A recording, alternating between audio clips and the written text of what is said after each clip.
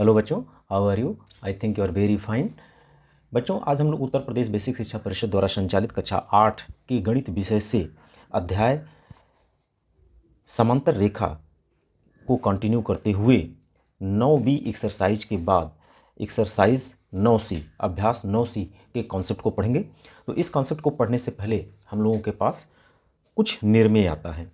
तो उसमें सबसे पहला जो लिखा हुआ है निर्मेय 1।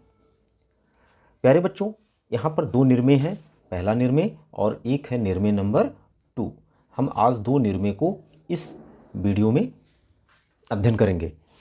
तो पहला निर्मेय क्या है बेटा? निर्मेय का मतलब होता है कि आप कंपास, स्केल, पेंसिल, प्रोट्रैक्टर इत्यादि के हेल्प से आप कुछ कंस्ट्रक्शन करिए, कुछ रचना करिए और उस रचना को करके और कितने स्टेप आते हैं, रचना के कितने चरण आते हैं, उनको भी आप लिखिए।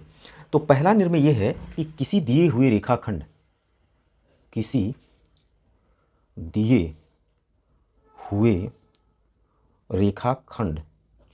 को 5 बराबर भागों में विभाजित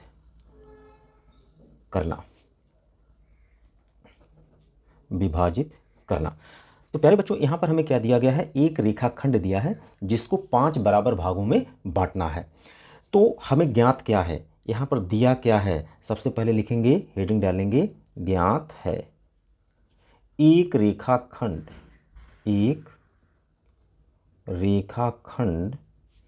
PQ।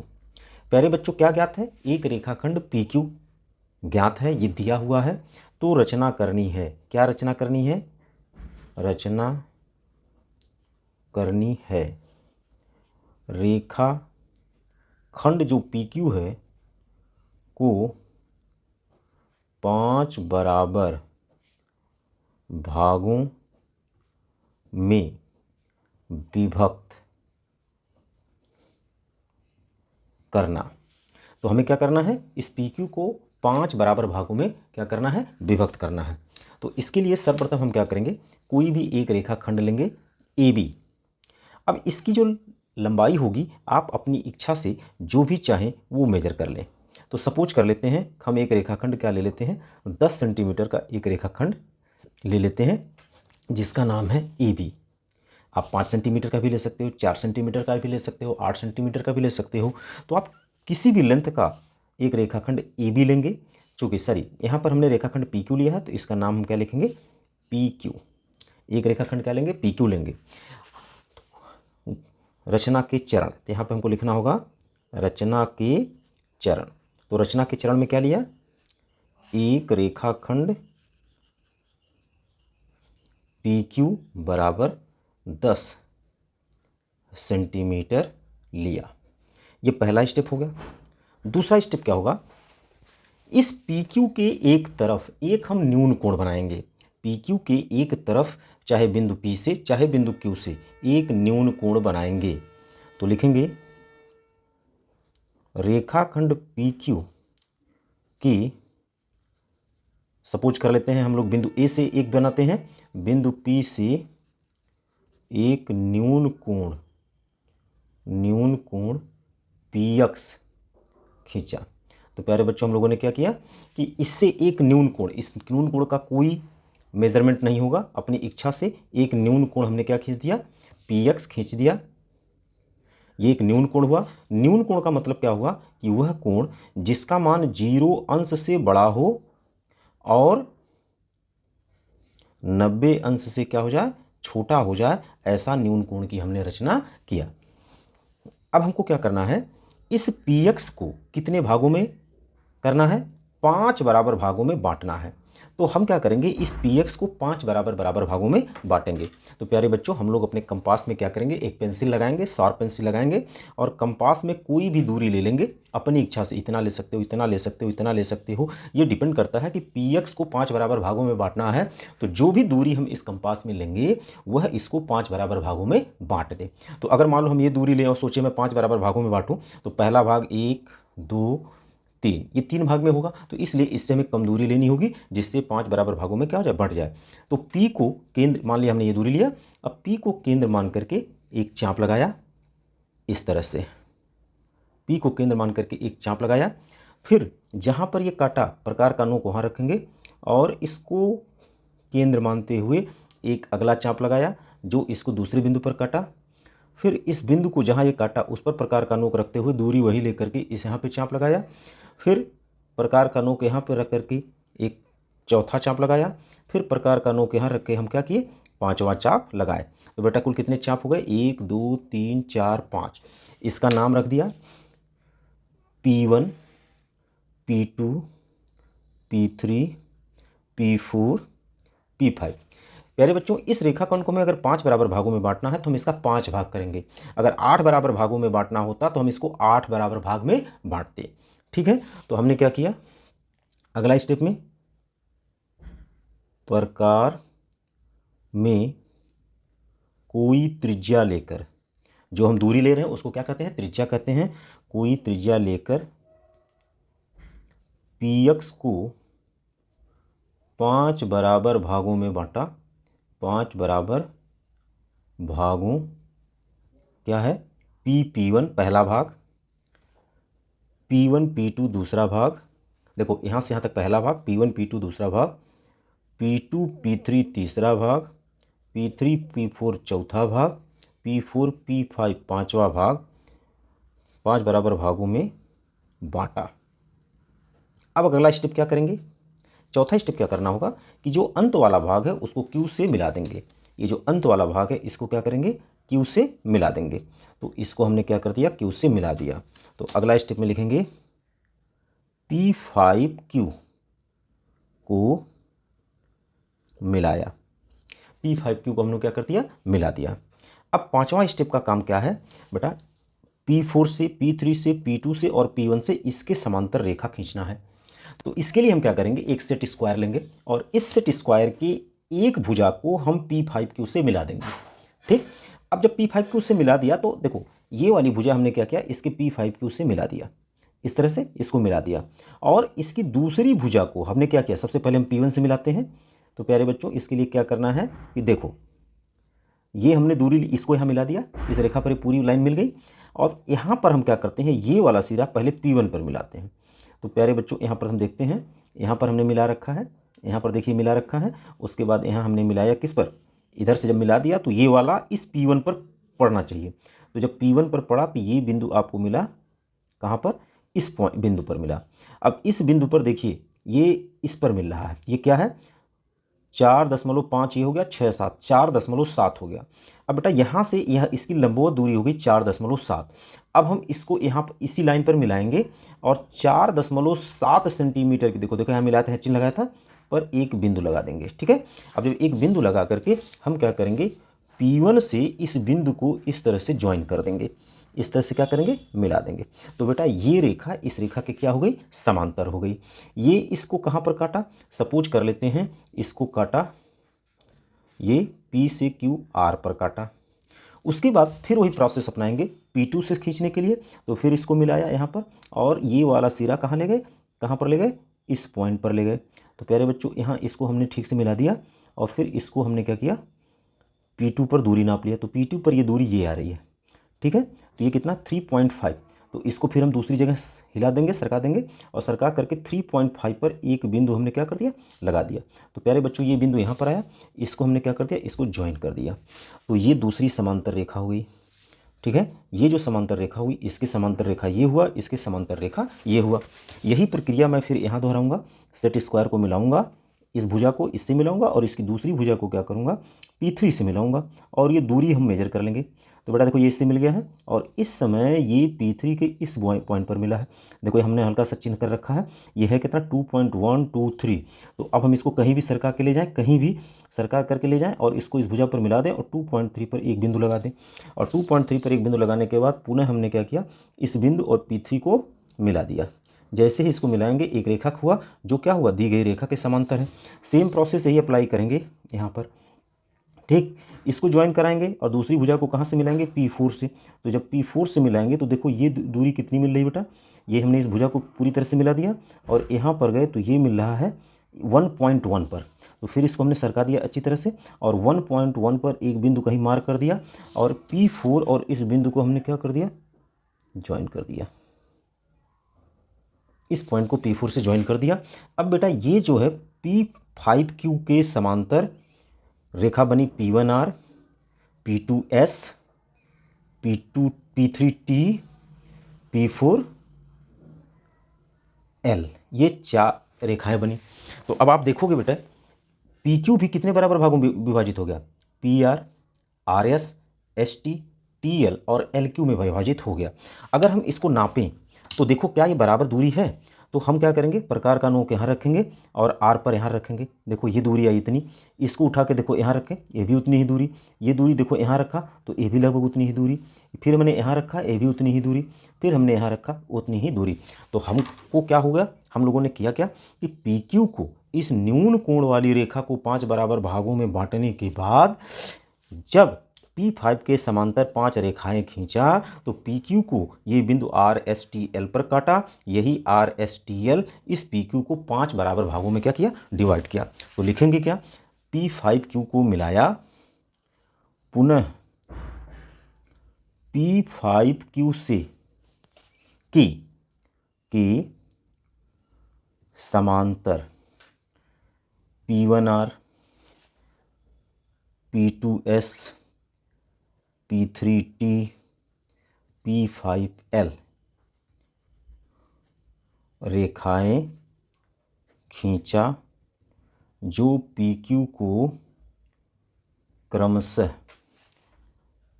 RST तथा L पर काटता है।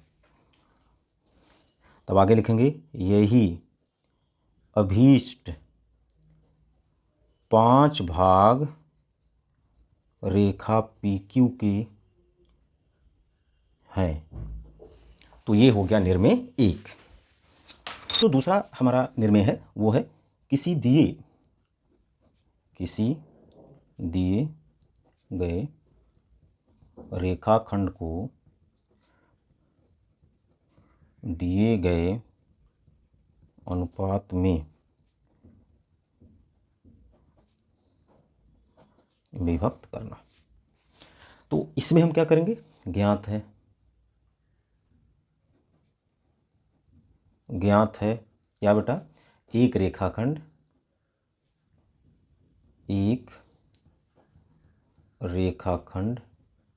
AB क्या ज्ञात है, एक रेखाखंड AB। बेटा इसको हम कुछ भी अपनी इच्छा से हम ले लेंगे, सपोज कर लेते हैं बराबर 7 सेंटीमीटर। तो हमें करना क्या है, दिए गए अनुपात तथा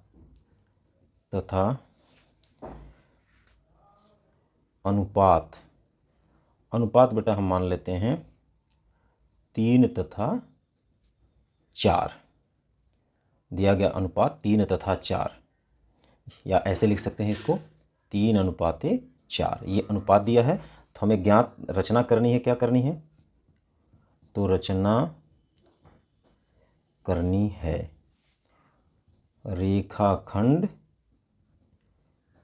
AB को 3:4 के अनुपात में विभक्त करना। तो सबसे पहले बेटा अब हम आते हैं, अगला होगा रचना के चरण। तो रचना के चरण जैसे जैसे हम लोग करेंगे उस तरह से लिखेंगे। तो बेटा रचना के चरण में हम एक रेखाखंड, चूंकि हमने AB को 7 सेंटीमीटर लिखा है, तो हम पहला स्टेप लिखेंगे रेखाखंड AB बराबर 7 सेंटीमीटर खींचा। तो सबसे पहले प्यारे बच्चों 7 सेंटीमीटर का एक हम लोग रेखाखंड खींचेंगे। देखो ये 0 है और यहाँ पर 7 है। 7 सेंटीमीटर का एक रेखाखंड हम लोगों ने क्या खींच लिया, AB खींच लिया। AB बराबर हो गया 7 सेंटीमीटर। अब दूसरा स्टेप क्या करना है, इस रेखाखंड AB के बिंदु A से एक न्यून कोण की रचना करना है। तो रेखाखंड AB, ये दूसरा पॉइंट होगा, कि बिंदु A से एक न्यून कोण क्या खींचा, AX खींचा। तो प्यारे बच्चों इस A से हमने कोई भी एक न्यून कोण खींच लिया। सपोज कर लेते हैं ये न्यून कोण क्या हो गया, AX हो गया। हमने एक AX न्यून कोण खींचा। तीसरा स्टेप क्या लेंगे बेटा, इस रेखाखंड को कितने अनुपात में विभाजित करना है। तो ये अनुपात हमारा दिया हुआ है 3:7। तो अनुपात का योग हम लिखेंगे, अनुपात का योग कितना होगा, 3-4 जो भी देंगे वो हो गया 7, बराबर भागों में, बराबर भागों में AB को AX को क्या किया, प्रकार में कोई दूरी लेकर, प्रकार में उचित त्रिज्या लेकर, उचित त्रिज्या लेकर बांटा। हम क्या करेंगे बेटा, जो अनुपात था 3 और 4, अगर ये अनुपात 3 और 4 का था तो इन दोनों को जोड़ लेंगे, ऐड कर लेंगे। ऐड करेंगे तो बनेगा 3-4 बराबर 7, 7 बराबर भागों में AX को बांटा। अगर ये 2 और 3 के अनुपात में बांटना होता तो 2-3 बराबर 5 भाग करते। 6 और 7 के अनुपात में बांटना होता तो 6-7 बराबर 13 बराबर भागों में बांटते। लेकिन इस प्रश्न में हमने क्या रखा है, इस निर्णय में इसको 3 और 4 के अनुपात में बांटा है, तो इसको 7 बराबर भागों में प्यारे बच्चों बांटना है। तो हम प्रकार में कोई दूरी लेंगे, जैसे पिछली बार इस प्रमेय में हमने बांटा, इस निर्णय में बांटा था, उसी तरह से यहाँ पर भी A को केंद्र मान करके प्रकार में कोई दूरी लेते हुए एक चांप लगाया, फिर वही दूरी लेकर के दूसरा चांप लगाया, फिर वही दूरी लेकर के, जिस तरह से मैं कर रहा हूँ आप भी करिएगा, तीसरा चांप, फिर वही दूरी लेकर के हमने क्या किया, चौथा चांप लगाया, फिर वही दूरी लेकर के हमने क्या किया, पांचवा चांप लगाया, फिर वही दूरी लेकर के हमने क्या किया, छठवां चांप लगाया, फिर वही दूरी लेकर के हमने क्या किया, सातवां चांप यहाँ पर लगाया। इस तरह से हम लोग ये तमाम चांप लगाए। इन बिंदुओं को हमने रख दिया A1, A2, A3, A4, A5, A6 और A7। तो उचित दूरी लेकर बांटा। अगला पॉइंट क्या लिखोगे, अब A7 को B से मिलाएंगे। A7 B को मिलाया, A7 B को मिलाया, तो प्यारे बच्चों हम लोग क्या करेंगे, A7 को B से मिला देंगे। तो देखो इसको A7 को B से मिला दिया। अब हमें करना क्या है बेटा, A7 B को मिलाने के बाद पांचवा स्टेप क्या करना है, यहाँ पर हमें 3 और 4 के अनुपात में AB को बांटना था। तो तीसरा भाग देखो, एक यहाँ से यहाँ तक 1 भाग, 2 भाग, 3 भाग, 3:4 है, तो A3 पर हम एक बिंदु लेंगे, ये बिंदु मिला ही हुआ है। अब देखो 1, 2, 3 भाग इधर हो गया, 1, 2, 3, 4 भाग इधर हो गया। तो इस तरह से A से A7 तक की लंबाई को हमने 3 और 4 भागों में विभाजित कर लिया है। अब A3 से इसके समांतर रेखा खींचेंगे।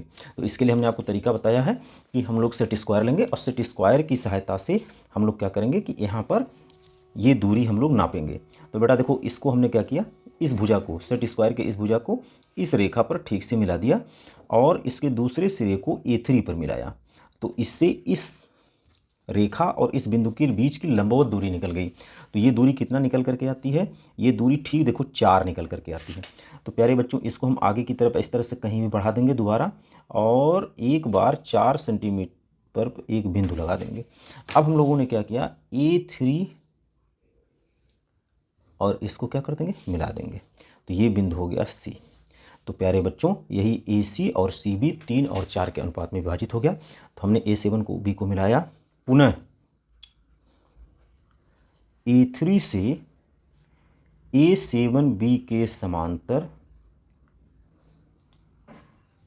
रेखा A3C खींचा, जो AB को C पर काटता है। यही AC AC CB 3:4 के अनुपात में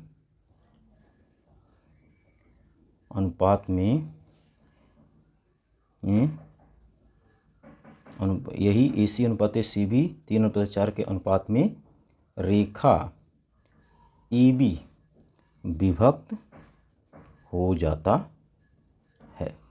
तो प्यारे बच्चों, इसी तरह से इसी दो निर्णय के आधार पर हम लोग अगला एक्सरसाइज, अगला जो अभ्यास है वो 9C करेंगे।